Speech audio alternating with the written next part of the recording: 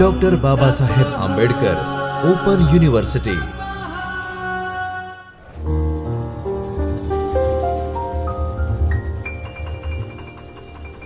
નમસ્કાર વિદ્યાર્થી મિત્રો, ડૉક્ટર બાબા સાહેબ આંબેડકર ઓપન યુનિવર્સિટીના department of library and information સાયન્સમાંથી હું ડૉક્ટર નિશા આપ સૌનું હાર્દિક સ્વાગત કરું છું. મિત્રો, MLIE 106 એટલે કે સાર્વજનિક ગ્રંથાલય અને સમાજ વિશે આપણે આજે અભ્યાસ કરવા જઈ રહ્યા છે. આના પહેલાંના લેક્ચરમાં પણ આપણે એના વિશે વાત કરી છે. થોડુંક રિકેપ મેળવી લઈએ અને પછી આગળ વધશું. તો સાર્વજનિક ગ્રંથાલય એક સામાજિક સંસ્થા છે. સમાજના ફાયદા અને પ્રગતિ માટે સંસ્થાના નિર્માણ માટે તે કાર્ય કરે છે.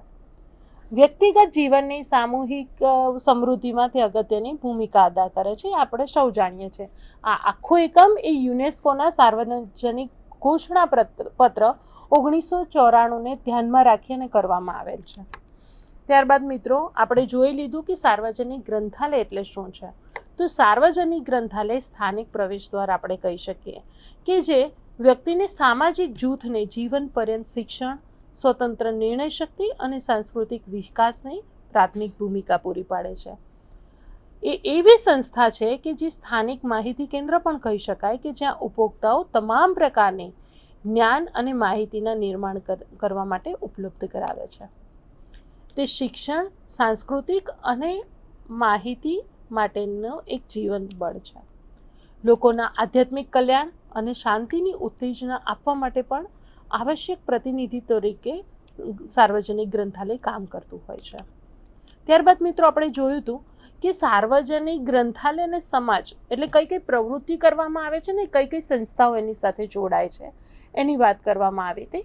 અને ત્યારબાદ આપણે જોયું હતું સાર્વજનિક સંસ્થા તરીકે સામાજિક સંસ્થા તરીકે સાર્વજનિક ગ્રંથાલયની વૃત્તિ કઈ રીતે છે. તો એમાં સમાન પ્રાપ્તિથી કોઈ ઉચ્ચ નીચના ભાવ વગર જાતિ, ધર્મ, શિક્ષણ કે પછી કોઈ અન્ય પરિબળને ધ્યાનમાં રાખ્યા વગર ત્યાં આગળ દરેકને સમાન રીતે ગ્રંથાલયની સેવાઓ પૂરી પાડવામાં આવે છે. જે સેવા આપવામાં આવે છે તે વિનામૂલ્ય હોય છે. સાર્વજનિક ગ્રંથાલયની જવાબદારી સ્થાનિક અને સત્તામંડળોની પણ છે. સાર્વજનિક ગ્રંથાલયના કાયદા અને નાણાકીય આધારો પણ અસર કરતા હોય છે. હવે મિત્રો, અત્યારે આપણે જોઈશું નવો પોઈન્ટ, સાર્વજનિક ગ્રંથાલયમાં સામાજિક ભૂમિકા કઈ છે. Social role of public library. યુનેસ્કોના સાર્વજનિક ગ્રંથાલયના ઘોષણાપત્ર 1994માં એમને સૂચવ્યું કે સાર્વજનિક ગ્રંથાલયનું જીવન ધ્યેય આપણે જોઈએ તો સાર્વજનિક ગ્રંથાલયના આ સમાજ પ્રત્યેની તેની જવાબદારી છે.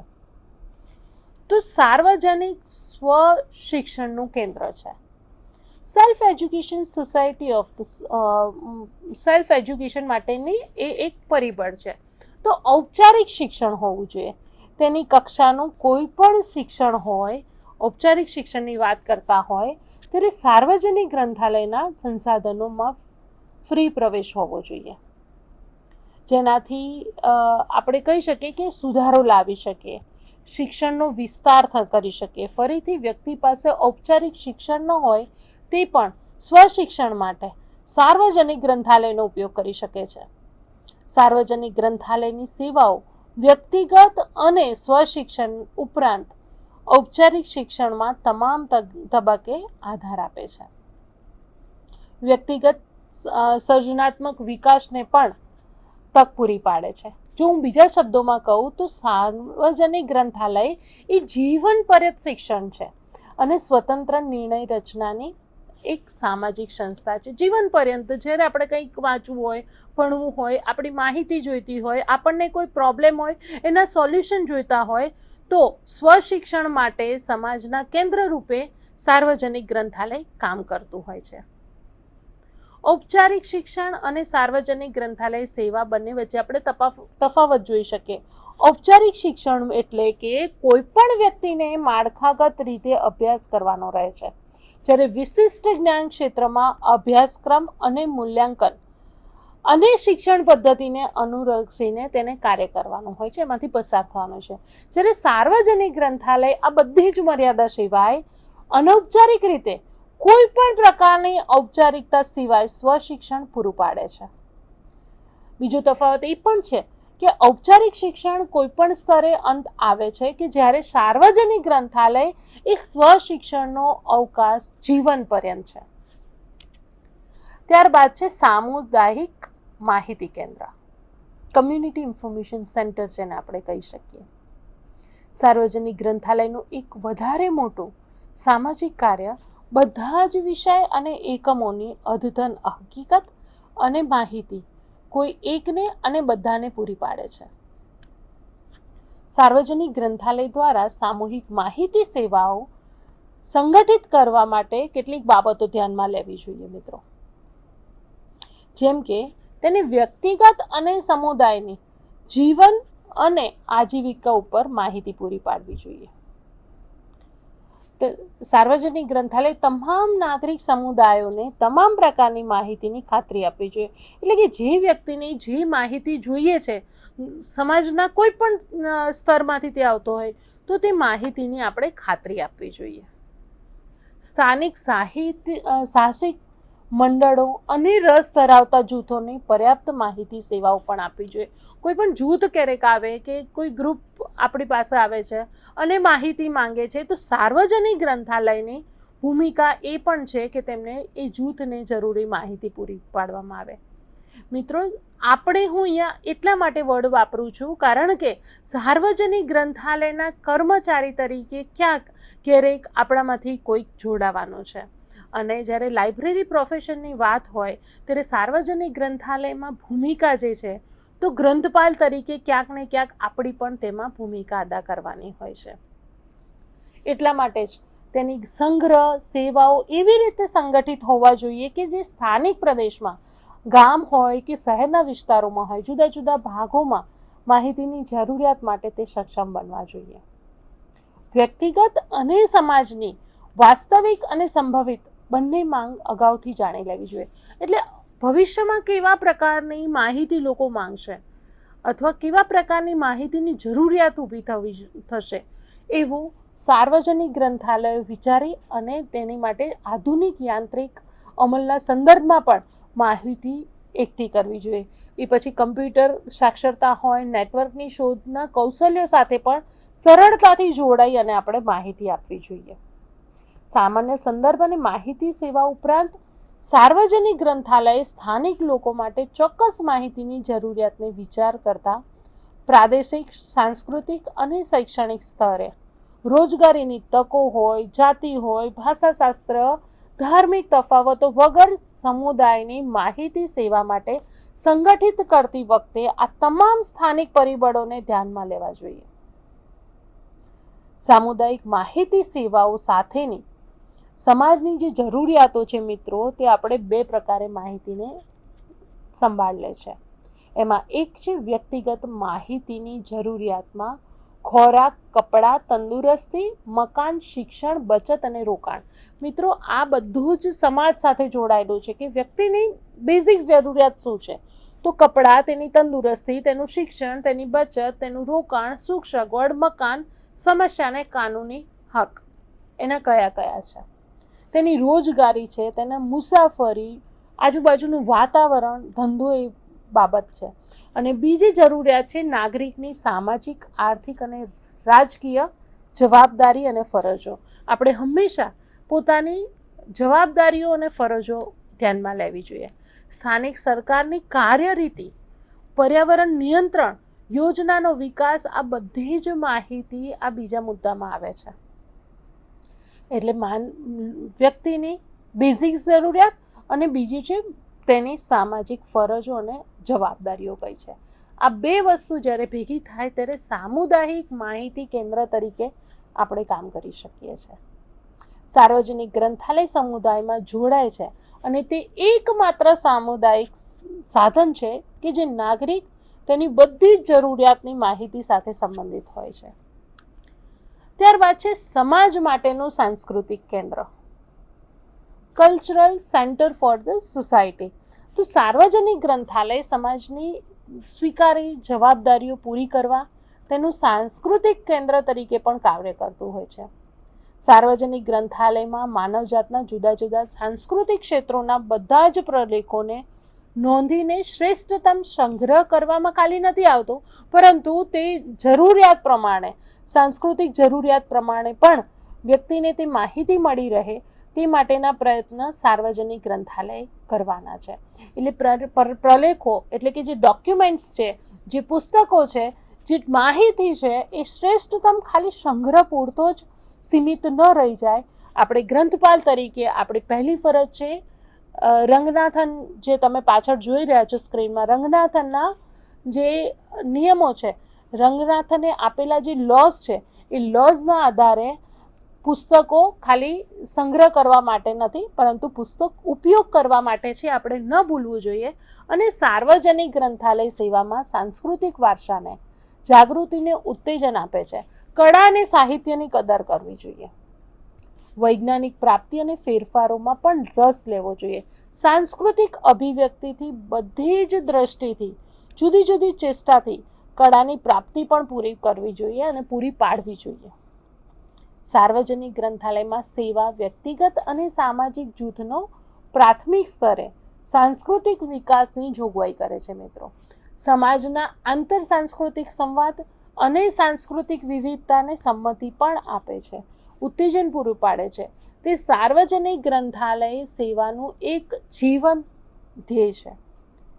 સાર્વજનિક ગ્રંથાલયમાં નોંધાયેલ પરંપરાગત ઉત્તેજન આપે છે. એટલું જ નહીં, પરંતુ મૌખિક પરંપરાને પણ ઉત્તેજન આપે છે. અત્યારે આપણી આસપાસ જે ગ્રંથાલય, પબ્લિક લાઇબ્રેરીઝ રહેલી છે, તો તેના શેડ્યુલ્સ જોશો અથવા તો તેમની કાર્યપદ્ધતિ જોશો અથવા એમના કાર્યોને તમે રિફર કરતા હશો તો તમને ખ્યાલ આવશે કે ત્યાં પણ ઘણી બધી સાંસ્કૃતિક વિવિધતાનું રક્ષણ કરતી અલગ અલગ પ્રવૃત્તિઓ થતી હોય છે. ખાલી પુસ્તકો રાખી અને પુસ્તક માટે જ કામ કરતું નથી, પરંતુ સાર્વજનિક ગ્રંથાલયમાં ત્યાં આગળ અલગ અલગ કાર્યક્રમો પણ થતા હોય છે.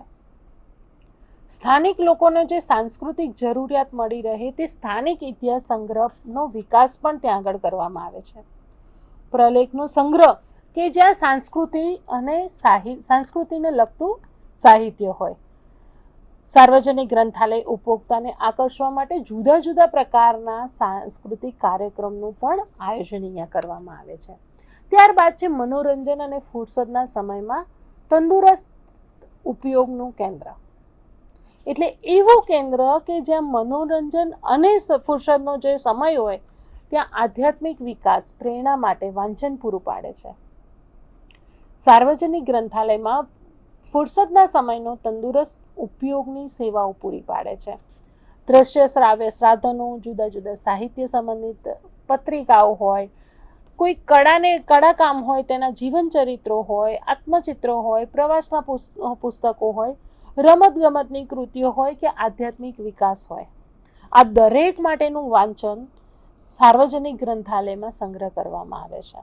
એટલું જ નહીં, પરંતુ ઉપયોગમાં લેવાય તે માટે ઉપભોક્તા કે જેને આપણે યુઝર્સ કહીએ છીએ, તેમને આકર્ષવા માટે કાર્યક્રમનું આયોજન પણ કરવામાં આવે છે. સાર્વજનિક ગ્રંથાલયના તમામને જે જરૂરી છે એમના ફુરસદના સમયનો ઉપયોગ થાય તે માટેની પ્રવૃત્તિ પણ થતી હોય છે. ત્યારબાદ છે સાક્ષરતા પ્રવૃત્તિમાં સાર્વજનિક ગ્રંથાલયની આધારની ભૂમિકા અપાતી હોય છે. એટલે કે સપોર્ટિંગ રોલ, જે આપણે કહીએ છીએ, supporting role of public library in literacy activities. મિત્રો, સાર્વજનિક ગ્રંથાલય એ અક્ષર જ્ઞાનની પ્રવૃત્તિ અને ચળવળમાં ખૂબ જ અગત્યની ભૂમિકા અદા કરી છે. તમામ ઉંમરના જૂથ માટે અક્ષર જ્ઞાનની પ્રવૃત્તિઓને કાર્યક્રમોને આધાર આપે છે. જરૂર જ્યાં જણાય તે પ્રવૃત્તિનો આરંભ પણ કરે છે.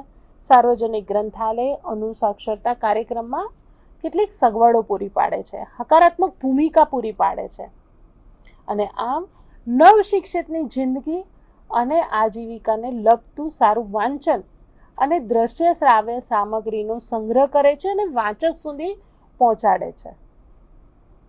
જે જગ્યાએ શક્ય હોય તો નવશિક્ષિતો માટે અલગ વાંચન ખંડ સરસ એમાં આકર્ષણ હોય, વાંચન હોય અને દ્રશ્ય સાવેના સાધનોનો સંગ્રહ કરી અને વાંચકોને આપવામાં આવે છે.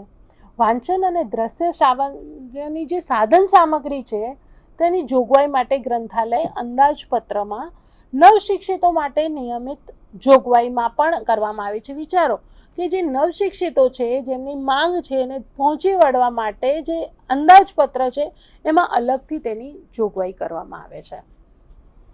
નવશિક્ષિતોની માંગની સંભાળ લેવા માટે યોગ્ય પૂર્વામુખ સમક્ષ કર્મચારીઓ પણ અલગ રાખવામાં આવે છે. સાક્ષરતા કેન્દ્ર સાથે સંપર્કમાં રહે છે અને પ્રાથમિક તબક્કે શિક્ષિતોને આ સાક્ષરતા કેન્દ્ર દ્વારા વાંચન સામગ્રી પૂરી પાડે છે. આ નવશિક્ષિતોને ગ્રંથાલય સેવાઓ પ્રત્યે તેઓ આકર્ષતા હોય છે. નવા શિક્ષિતો સાથે જૂથ કાર્યક્રમ, ચર્ચા અથવા તો વાંચન ટેવ વિકસાવવા માટેના કાર્યક્રમ પણ તેઓ કરતા હોય છે. જિંદગી અને આજીવિકાને લગતી માહિતી સેવા પણ આપે છે. હવે જે નિરીક્ષરો છે, જેની પાસે અક્ષર જ્ઞાન નથી, તે અક્ષર જ્ઞાન અને ગ્રંથાલયની પ્રવૃત્તિને આકર્ષી શકે તે માટે મૌખિક સેવાઓ આપવામાં આવે છે. ઘણીવાર એવું હોય કે ગામડામાં રહેલા જે સાર્વજનિક પુસ્તકાલય છે ત્યાંની જે આપણા જે યુઝર્સ છે ગ્રંથાલયના, એ યુઝર્સ નિરક્ષર હોય અને આ નિરક્ષર લોકો માટે જે સેવા આપવામાં આવે છે, મૌખિક સેવા આપવામાં આવે છે. એટલે સમાજમાં સાર્વજનિક ગ્રંથાલયની ભૂમિકા ખાલી જે શિક્ષિત લોકો છે એની માટે નથી, પરંતુ જે નિરક્ષર છે, જેમને અક્ષર જ્ઞાન નથી, તેઓને માહિતી આપવા માટે મૌખિક સેવાઓ પણ પૂરી પાડવામાં આવે છે. અને આમ સમાજની નિરીક્ષરતા માટે મુક્ત બને છે અને સાર્વજનિક ગ્રંથાલય સેવાનું એ પહેલું મિશન ગણી શકાય. બાળકોમાં વાંચન ટેવનો વિકાસ અને સર્જનાત્મકતા, એટલે developing reading habits and creative among the children's. સાર્વજનિક ગ્રંથાલય સેવાઓ બાળકોની જરૂરિયાતને ખાસ ધ્યાન આપે છે. સાર્વજનિક ગ્રંથાલયમાં બાળકના વિભાગ સંગઠિત અને તે રીતે ચલાવાય છે, તેની ખાસ કાળજી લેવાય છે. બાળકોમાં શરૂઆતથી જ ઉત્સાહિત ઉંમરે સર્જનાત્મકતા અને વાંચન ટેવમાં નિર્માણ થાય તે માટે બાળક અને યુવાનો લોકોમાં કલ્પના શક્તિ અને સર્જનાત્મકમાં ઉત્તેજના મળે એવી સેવાઓ આપતું હોય છે. બાળકમાં પુસ્તક પ્રેમ વધે, તેમની વાંચન ટેવ સારી થાય, આ માટે માહિતીપ્રદ શિક્ષણ નાગરિકોનું નિર્માણ પણ તે કરતું હોય છે. સમાજમાં પ્રતિકૂળ પરિસ્થિતિજન્ય વિભાગોની સેવાઓ, એવી સેવાઓ કે જ્યાં કોઈ પણ કારણસર સમાજના કેટલાક વિભાગો કે જેઓ તેઓના નિયમિત સેવાઓનો લાભ લઈ શક્યા નથી, તેમના માટે સાર્વજનિક ગ્રંથાલયની ખાસ જવાબદારી રહેલી છે. કેટલાક ઉપભોક્તાઓ નિયમિત સેવાઓ અને સાધનોનો ઉપયોગ કરી શકતા નથી. આપણે જોઈએ કે વિશિષ્ટ સેવાઓ અને સામગ્રી પૂરા પાડવામાં આવે તે માટે ભાષાકીય લઘુમતીઓ, જુદા જુદા જૂથમાં રહેલા લોકો છે, અસમર્થ લોકો હોય, કોઈ વયસ્કો હોય, કોઈ અશક્ત લોકો હોય, દવાખાનાના લોકો હોય કે કેદીઓ હોય, આ દરેક માટે સેવા આપે છે. ત્યારબાદ છે સમાજની જુદી જુદી જરૂરિયાતો માટે અપનાવેલો સંગ્રહ, વિકાસ અને સેવાઓ. Collection, development and service adopted to the different need of society. અલગ અલગ નીડ ધરાવતા જે લોકો છે તેઓ સામાજિક સંસ્થા તરીકે જ્યારે સાર્વજનિક ગ્રંથાલય કામ કરે છે ત્યારે તેનું નિર્માણ નિભાવવા માટે, સમાજનું સંચાલન કરવા માટે તે સતત કાર્યરત હોય છે. સમાજની જુદી જુદી જરૂરિયાતોને પહોંચી શકે છે. તમામ ઉંમરના જે જૂથો છે, બાળકો છે, ઘરડા લોકો હોય, આ જરૂરિયાત સંબંધિત સામગ્રી મેળવી શકે એવા પ્રયત્ન કરવામાં આવે છે. સંગ્રહ અને સેવાઓના તમામ પ્રકારના યોગ્ય માધ્યમ, આધુનિક ટેકનોલોજી અને પરંપરાગત સામગ્રીનો પણ એમાં સમાવેશ કરવામાં આવે છે. ઉચ્ચ ગુણવત્તાવાળી જે જરૂરિયાત અને પરિસ્થિતિ ઉદ્ભવે ત્યારે આ સંબંધિત પ્રાથમિક સંગ્રહ, તેનો વિકાસ અને સેવા આપવામાં આવે છે. સાધનોમાં સમાજના પ્રવર્તમાન લક્ષણો છે, જે વિચારો છે, પ્રવૃત્તિઓ છે અને મૂલ્યાંકન છે, તે ઉપરાંત માનવીની કોઈ પણ પાછળની કલ્પના શક્તિ અને ચોક્કસ પ્રતિબદ્ધ થતી હોય છે. દેશના જે ગ્રામ્ય અને શહેરી વિસ્તારોમાં વિવિધ પ્રકારના જૂથ રહેલા છે મિત્રો, એનો સંગ્રહ અને સેવાઓ ચોક્કસ સ્વીકારવામાં આવે છે.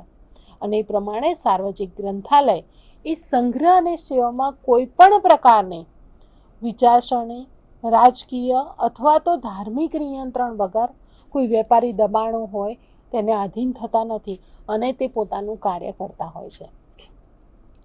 સાર્વજનિક ગ્રંથાલયના મિશનમાં સાર્વજનિક ગ્રંથાલયના ચાવીરૂપ મિશનો જે કહીએ તો તે માહિતી, અક્ષરદાન, શિક્ષણ, સાંસ્કૃતિક સાથે સંબંધિત ધરાવે છે. તે ગ્રંથાલયની સેવાનો હાર્દ આપણે કહી શકીએ.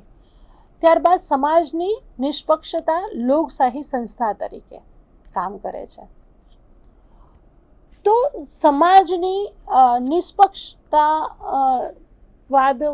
લોકશાહીની જ્યારે વાત હોય તો માનવ અને માનવીની લાગણીઓના વિકાસમાં તે મદદરૂપ બને છે.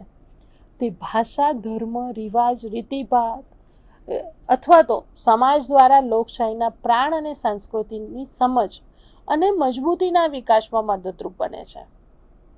તે અજ્ઞાન અને અંધશ્રદ્ધા છે તેને દૂર કરવામાં પણ મદદરૂપ બને છે. વૈચારિક શક્તિઓ છે એને ઉત્તેજન આપે છે. સાર્વજનિક ગ્રંથાલય લોકશાહી સંસ્થા છે, તેની સાથે મહત્વનું મિશન સમાજની પ્રગતિ રહેલું છે. તો આ મુદ્દા છે સાર્વજનિક ગ્રંથાલયની સામાજિક ભૂમિકા કઈ છે. તો સમાજમાં સ્વશિક્ષણનું કેન્દ્ર, સામુદાયિક માહિતી કેન્દ્ર, સાંસ્કૃતિક કેન્દ્ર, મનોરંજન અને ફુરસદનો જે સમય છે તેમાં તંદુરસ્ત ઉપયોગનું કેન્દ્ર, સાક્ષર પ્રવૃત્તિઓ માટેનું કેન્દ્ર, બાળકોની વાંચન ટેવ અને સર્જનાત્મક વિકાસ વધે તે માટેની તેની ભૂમિકા રહેલી છે. પ્રતિકૂળ પરિસ્થિતિજન્ય વિભાગ અને સેવાઓ માટે જરૂરિયાત અને માટે અપનાવેલ સંગ્રહ વિકાસ છે એની માટેની સેવા, અને નિષ્પક્ષતા લોકશાહીની સંસ્થા તરીકે કોઈ પણ ભેદભાવ વગર દરેકને એક સમાન ગણીને સાર્વજનિક ગ્રંથાલય પોતાની સેવા આપતું હોય છે. મિત્રો, આજે આપણે 2 લેક્ચર ભણ્યા, એમાં સાર્વજનિક ગ્રંથાલયમાં સામાજિક ભૂમિકા શું છે તેની વાત કરી. તો સાર્વજનિક સંસ્થા તરીકે વૃદ્ધિ, સાંસ્કૃતિક વિકાસ તરીકે સાર્વજનિક ગ્રંથાલયની અસર કેવી છે તેના વિશે આપણે ભણી શક્યા. ત્યારબાદ સાર્વજનિક ગ્રંથાલયની મૂળભૂત ખાસિયતો શું છે તેની પણ અહીંયા આપણે ચર્ચા કરી. મિત્રો, નવા વિષય સાથે આપણે ફરીથી મળશું. ત્યાં સુધી મને રજા આપશો. स्वाध्यायः परमः